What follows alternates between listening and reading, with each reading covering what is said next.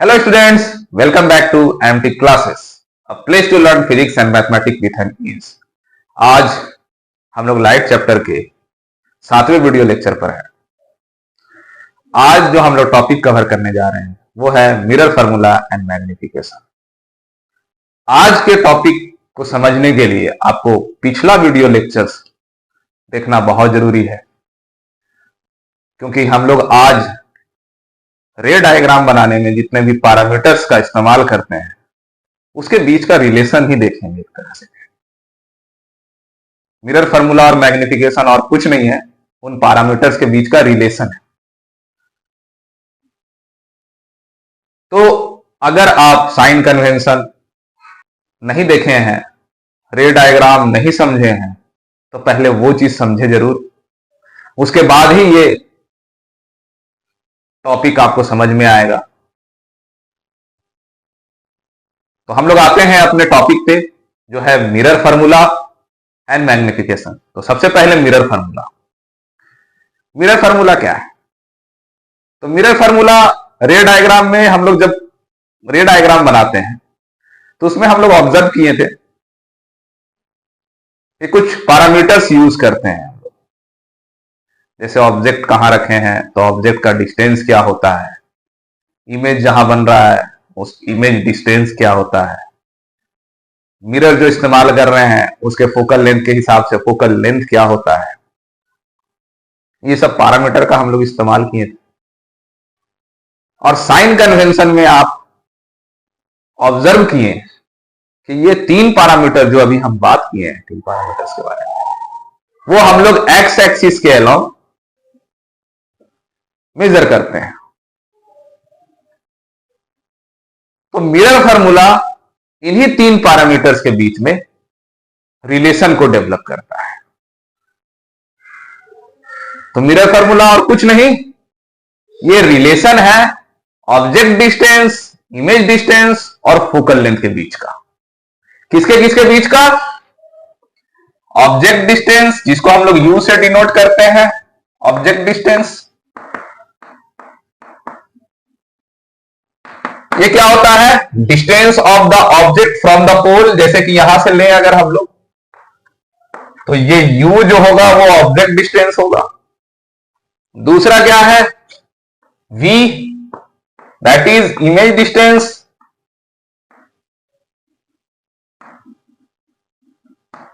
Image distance क्या है?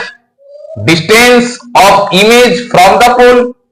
तो यहां से यहां तक का जो दूरी है उसको हम लोग इमेज डिस्टेंस कहते हैं। तीसरा क्या है? तो तीसरा है हमारा फोकल लेंथ।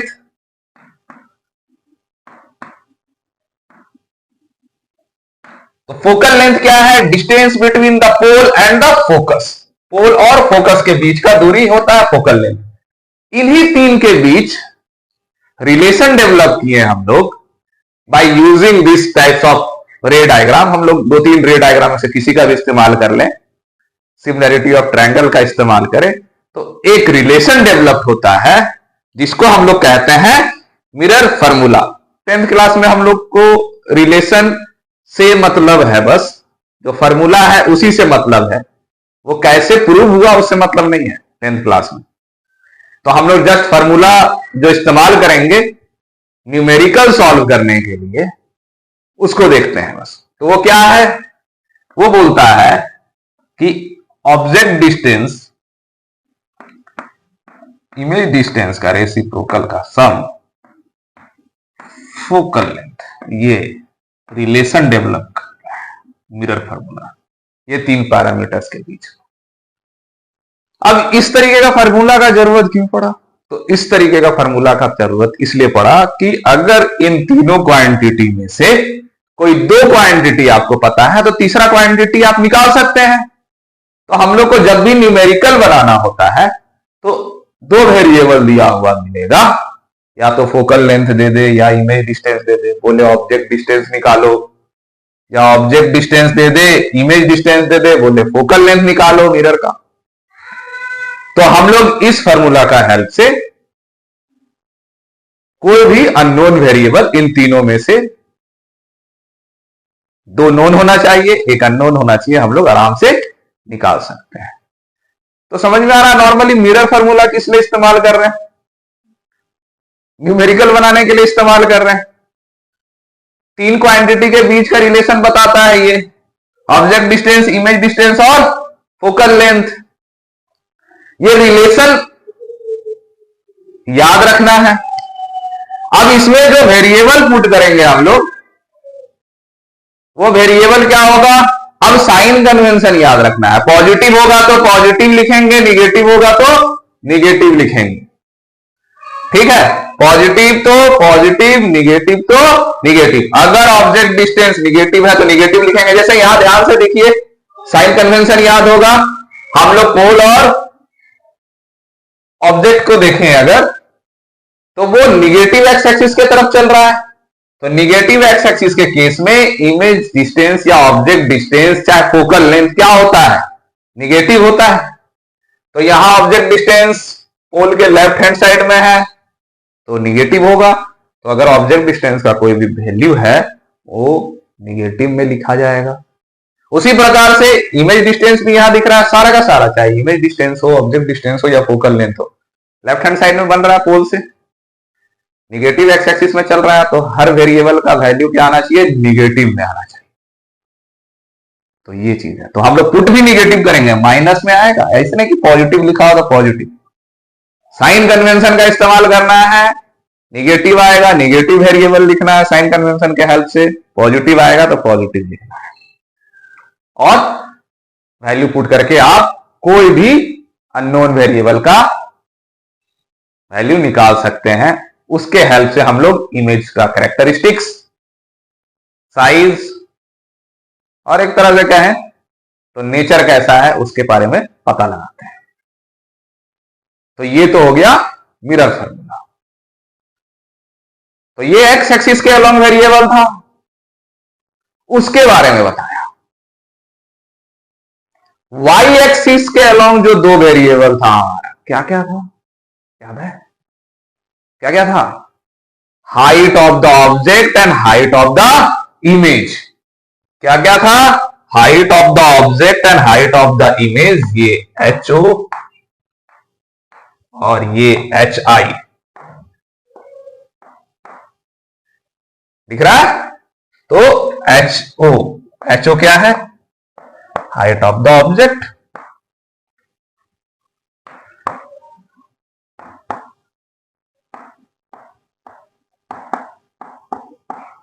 एच आई क्या है? Height of the image.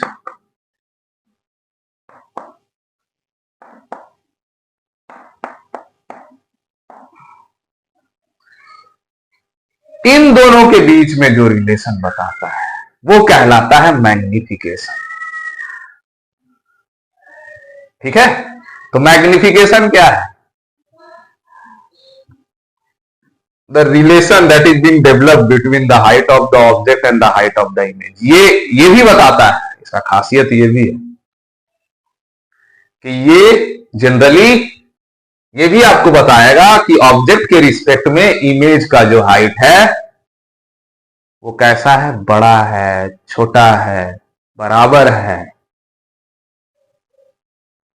क्योंकि अगर ये रिलेशन डेवलप करोगे तो इससे आपको यही ना पता चलेगा, दो चीज के बीच का रिलेशन निकाल रहे हैं तो साथ में क्या पता चल सकता है कि एक के रिस्पेक्ट में दूसरा का क्या कंडीशन है, बराबर है, बड़ा है, छोटा है। तो इजी वे में समझना है। तो मैग्निफिकेशन का फॉर्मूला क्या होता है? तो ये किसके रिस्पेक्ट में बताएगा उससे समझना है, बहुत आसान हो जाता है। अच्छा, किसके रिस्पेक्ट में हम लोग निकालें तो बन क्या रहा है? इमेज बन रहा है। तो इमेज कैसा बन रहा है उसको पता करते हैं। इमेज बड़ा बन रहा है कि छोटा बन रहा है? कोई बोलेगा मिरर से क्या बना रहे हो, तो इमेज बना रहे हो यही बोलोगे। तो इमेज बड़ा बनेगा या छोटा बनेगा उसको निकालोगे। किसके रिस्पेक्ट में? भाई बात किसके रिस्पेक्ट में किया जाएगा? ऑब्जेक्ट के रिस्पेक्ट में किया जाएगा कि ऑब्जेक्ट के रिस्पेक्ट में इमेज तुम्हारा कैसा है, बड़ा है या छोटा है। तो जो इसका रिलेशन आता है वो किसके बारे में पता करते हैं हम लोग? इमेज के बारे में। किसके रिस्पेक्ट में? ऑब्जेक्ट के रिस्पेक्ट में। तो ये रेशियो होता है height of the image to the height of the object, जिसके बारे में पता करना है मैथमेटिक्स आता है, प्रोबेबिलिटी पढ़ते हो आप, परसेंटेज पढ़ते हो आप, किसी भी चीज के बारे में अगर पता करना होता है तो वो वेरिएबल न्यूमरेटर में होता है, जिसके रिस्पेक्ट में पता करना होता है वो किस में होता है, डिनोमिनेटर में होता है। सिंपल चीज है, इसी के हिसाब से याद रखना, मैग्निफिकेशन कभी नहीं भूलोगे। बहुत कोई उल्टा लिख देता है, भूल जाता है। पता किसको कर रहे हैं, किसके बारे में पता कर रहे हैं, तो इमेज के बारे में पता कर रहे हैं। तो हाइट ऑफ द इमेज क्या होगा, ऊपर लिखा जाएगा, तो मैग्निफिकेशन एम से डिनोट करेंगे, एम स्मॉल एम से, याद रखिएगा मैग्निफिकेशन।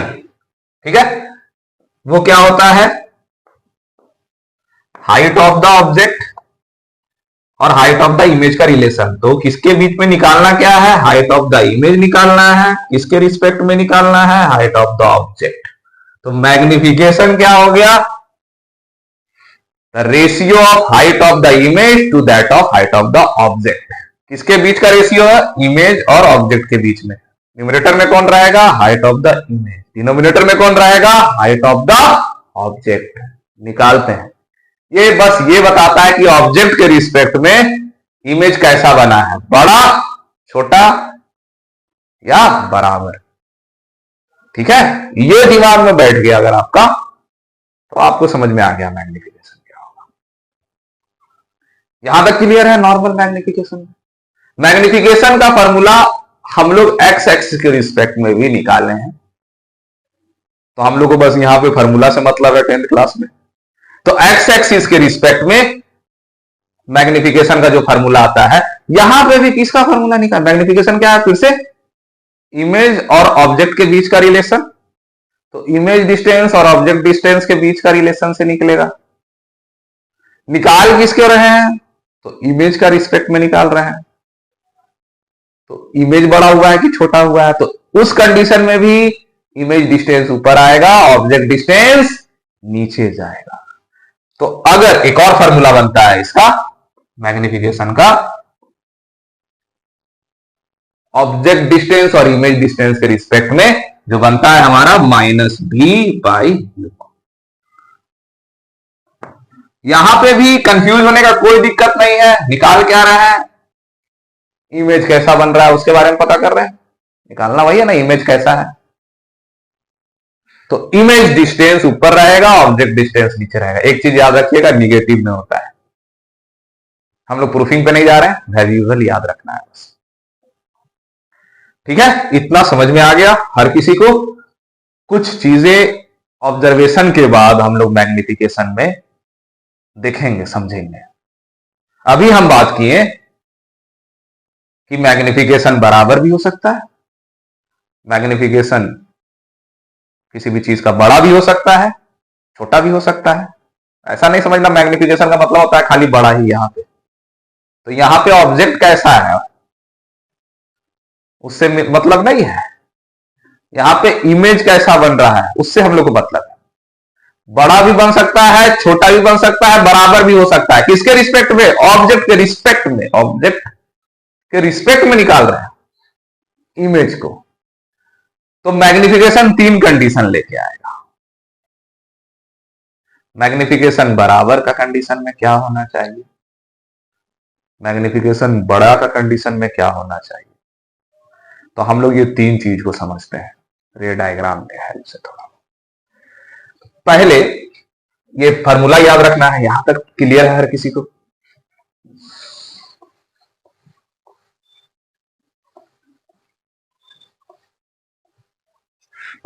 मैग्निफिकेशन कंफ्यूजन क्रिएट करता है, तो मैग्निफिकेशन ज्यादा इंपॉर्टेंट हो जाता है। मेरा फॉर्मूला तो याद रहता है ज्यादातर, मैग्निफिकेशन में कंफ्यूज हो जाता है। तो मैग्निफिकेशन हमारा 1 के बराबर हो सकता है, 1 प्लस माइनस लिखेंगे। मैग्निफिकेशन अगर 1 आया, कब आएगा, तो एग्जांपल से समझो कब आएगा मैग्निफिकेशन 1। ये 1 कब आएगा, सपोज दैट अगर ऑब्जेक्ट का हाइट, क्योंकि मैग्निफिकेशन क्या होता है, height of the image to the height of the object, object का हाइट और इमेज का हाइट बराबर हो जाए। देखते हैं, अब मान लेते हैं इमेज का हाइट 4 सेंटीमीटर आया, ऑब्जेक्ट का भी हाइट 4 सेंटीमीटर आया। अब यहां पे हम लोग को साइन कन्वेंशन का इस्तेमाल करना है, +4 लिख दिया, इसका मतलब दोनों सीधा बन रहा है। ऑब्जेक्ट तो सीधा होता ही है, इमेज भी कैसा बात कर रहे हैं, सीधा। कभी यहां दोनों जगह पे हम लोग प्लस प्लस लिख सकते हैं, तो आंसर क्या आ जाएगा, +1। +1 कब हुआ, जब ऑब्जेक्ट और इमेज दोनों का हाइट क्या होगा, बराबर। इमेज का हाइट और ऑब्जेक्ट का हाइट बराबर होगा, तब मैग्निफिकेशन 1 आ रहा है। +1 कब होगा, जब दोनों पॉजिटिव में होगा। दूसरा कंडीशन इसी में ले लेते हैं, मान लेते हैं ऑब्जेक्ट तो हमेशा पॉजिटिव में ही रहता है, हम लोग वही मान के ही चले, ऑब्जेक्ट हमेशा लेफ्ट हैंड साइड में और अपवर्ड बन रहा है, सीधा रख रहे हैं, erect, perpendicular to the principal axis. Image उल्टा हो सकता है। कनकेव मिरर का केस लिया जाए, जब सेंटर ऑफ कर्वेचर पर रखते हैं तो इमेज उल्टा बन रहा था, बराबर बन रहा था लेकिन उल्टा बन रहा था। मान लेते हैं इमेज उल्टा बनेगा तो माइनस लिखना पड़ेगा, तो माइनस जब आ गया तो वैल्यू तो 1 ही आएगा, लेकिन क्या आ जाएगा, -1। तो -1 क्या रिप्रेजेंट कर रहा है कि इमेज उल्टा है। बहुत कोई कंफ्यूज हो जाता है, -1 का मतलब बहुत छोटा हो गया, +1 का मतलब बड़ा, नहीं।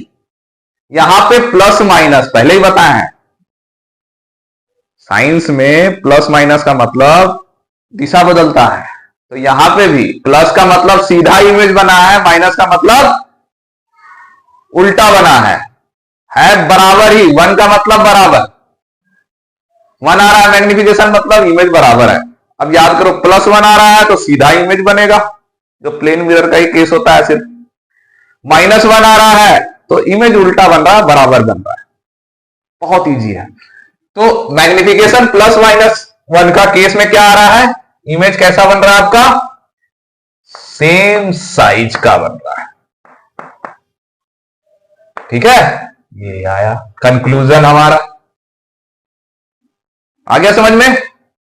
अब दूसरा जो होता है वो magnification suppose that is greater than +-1 आएगा, एक कंडीशन। ये कब होगा, तो मैग्निफिकेशन 1 से ज्यादा है, इसका मतलब इमेज बड़ा बन रहा है।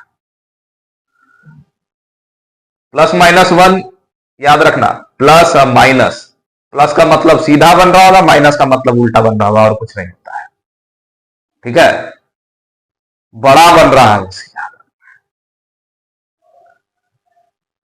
प्लस माइनस से कंफ्यूज होने की जरूरत नहीं है। तो लेते हैं इसका भी एग्जांपल, मान लेते हैं मैग्निफिकेशन के फार्मूला में अगर हम लोग लिख देते हैं इमेज जो है, क्योंकि height of the image to the height of the object होता है, इमेज जो है वो 8 सेंटीमीटर का बन गया और ऑब्जेक्ट वही 4 सेंटीमीटर का है, तो आंसर क्या आएगा, +2। मैग्निफिकेशन के साथ खासियत है, ये यूनिटलेस क्वांटिटी है। ठीक है, इसका आंसर बस +1, -1, +2, -2 आएगा, कोई यूनिट नहीं आएगा इसके साथ। आ रहा है, नहीं आ रहा है, क्योंकि डायमेंशन कट गया है, डायमेंशन लेस क्वांटिटी है, ये भी याद रखिएगा।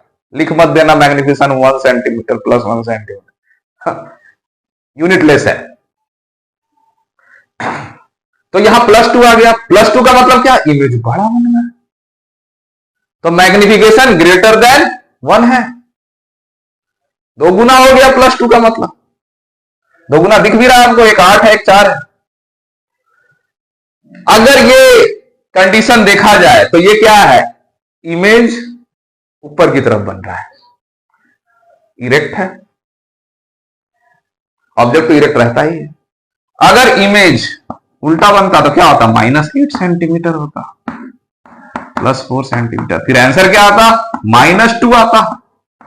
ये भी क्या रिप्रेजेंट कर रहा है कि इमेज 2 गुना ही बन रहा है, लेकिन इन्वर्टेड बन रहा है, उल्टा बन रहा है।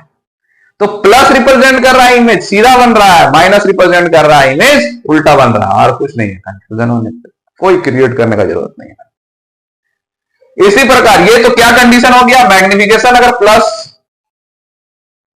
-1 से बड़ा हो तो इमेज क्या होगा, लार्जर,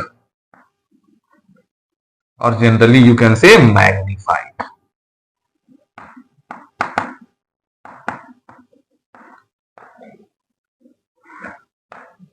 तीसरा केस आता है और लास्ट जो केस है, मैग्निफिकेशन +-1 से छोटा हो जाए।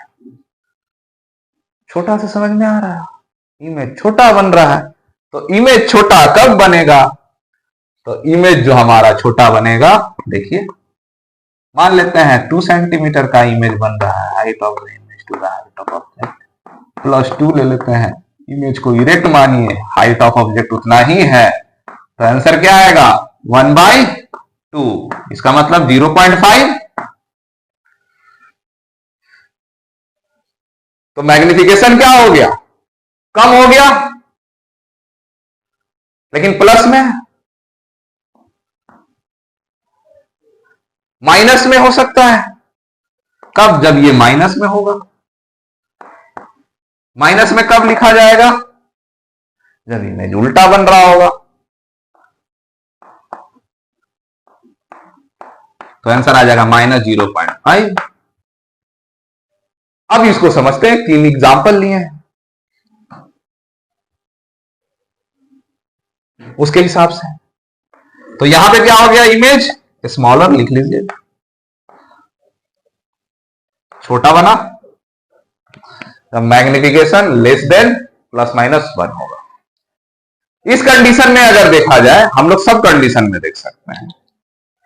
तो सबसे पहला कंडीशन में देखा जाए तो हाइट ऑफ द ऑब्जेक्ट बड़ा है, हाइट ऑफ द इमेज छोटा है, और उल्टा है। तो हाइट ऑफ द इमेज मान लेते हैं छोटा है, माइनस में आएगा, और उल्टा है, उल्टा के लिए माइनस, छोटा है तो 2। तो आंसर इस केस में क्या होगा, हमेशा मैग्निफिकेशन 1 से कम होगा।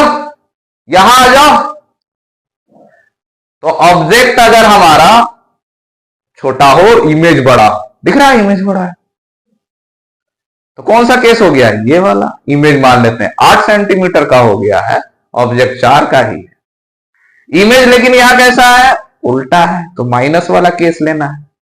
बन रहा है बड़ा ही, लेकिन उल्टा है, तो -2 का केस आएगा। तो इस कंडीशन में मैग्निफिकेशन तुम क्या ऑब्जर्व किए, मैग्निफिकेशन इज लेस देन, इस कंडीशन के लिए क्या, -,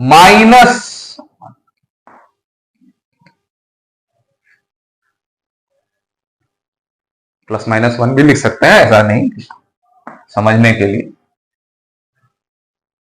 यहां पे क्या है, मैग्निफिकेशन इज ग्रेटर देन 1।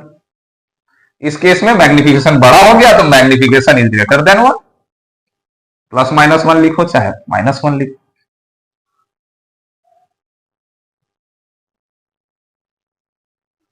यहां पे क्या है, इसको भी बनाए हैं,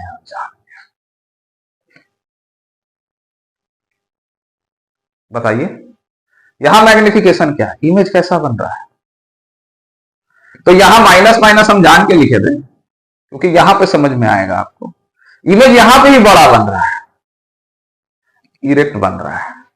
तो मैग्निफिकेशन इस केस में भी क्या होता है, ग्रेटर देन +1 होता है, क्योंकि इरेक्ट इमेज बन रहा है। तो मैग्निफिकेशन हमेशा प्लस में आएगा। तो वर्चुअल के केस में हमेशा मैग्निफिकेशन तुम्हारा प्लस में आता है, रियल में हमेशा क्या आएगा, माइनस में आएगा। एक चीज और ऑब्जर्व कर सकते हैं, क्योंकि वर्चुअल के केस में हमेशा इमेज इरेक्ट बनेगा, तो इरेक्ट इमेज हमेशा मैग्निफिकेशन प्लस लेके आता है, इन्वर्टेड इमेज हमेशा मैग्निफिकेशन माइनस लेके आता है। प्लस माइनस का इतना ही रिलेशन है। 1 होगा तो बराबर होगा, 1 से ज्यादा मैग्निफिकेशन होगा तो इमेज बड़ा होगा, 1 से कम मैग्निफिकेशन होगा तो इमेज छोटा होगा। जैसे कि यहां पे इमेज छोटा है, मैग्निफिकेशन 1 से कम है, इमेज बड़ा है, मैग्निफिकेशन 1 से ज्यादा है। इमेज यहां पे भी बड़ा है, मैग्निफिकेशन 1 से ज्यादा है, लेकिन यहां इमेज वर्चुअल है, इरेक्ट है, तो मैग्निफिकेशन पॉजिटिव लेंगे, यहां मैग्निफिकेशन निगेटिव आएगा। ये आपको एग्जाम्पल के तौर में समझने के लिए हम बनाए थे। तो उम्मीद करते हैं मैग्निफिकेशन आपको समझ में आ गया होगा। अगर ये समझ में आ गया तो आप मैग्निफिकेशन बहुत अच्छे से समझ सकते हैं। इसको जरूर आप नोट कर लीजिएगा और बना के देखिएगा, हर क्वेश्चन बनेगा। वैसे हम लोग क्वेश्चंस बनाएंगे भी, पहले टॉपिक हम लोग कवर कर लेते हैं, उसके बाद हमारा जो क्वेश्चंस होगा, कुछ क्वेश्चंस होंगे, 1-2 क्वेश्चन लेंगे हम लोग, एक set of questions next chapter में, नेक्स्ट लेक्चर जो होगा हमारा, उसमें एक सेट ऑफ क्वेश्चन लेंगे जिसमें हम लोग सब कुछ डिस्कस करने का कोशिश करेंगे। तो आज के लिए इतना ही काफी है। That's all for today.